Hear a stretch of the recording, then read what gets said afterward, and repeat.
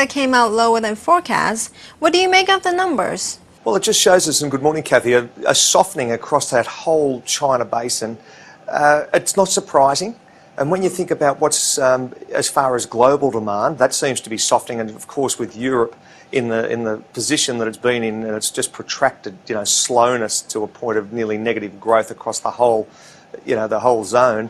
It's not surprising. And I think that there could be a further softening over the coming months and continue with this downbeat.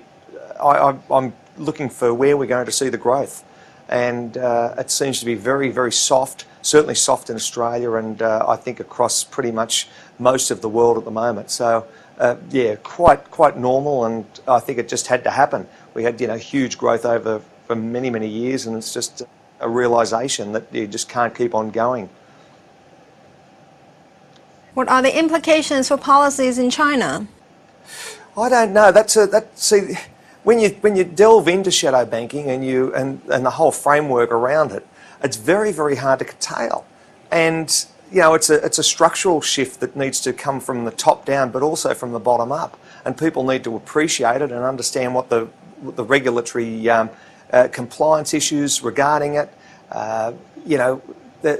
It seems to be a very much a state of play, how they do things. And until you change the way people do things, then you're always going to be, you've always got these issues at hand. And I think that it's paramount to, try and drive change, but I don't think it's going to be that easy. A lot of people are still punting on property prices, and it just seems to be the state of play, Kathy.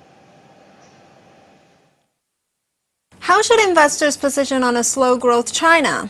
Well, that's very difficult. I mean, you have a look at currencies associated with it and commodity-based currencies. You have a look at, demand on the demand side. I think you probably have to look at maybe energy resources, healthcare, those sides.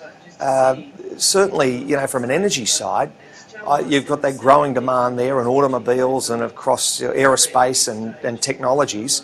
I think you really have to be focused along that sort of that mindset. I'm sure with the ongoing demand across from gasoline and of course distillates, I think you're going to see more demand through the natural gas space, and they've certainly got major issues over there, of course, with pollution and so on. So maybe you've got to look at across those sort of technologies.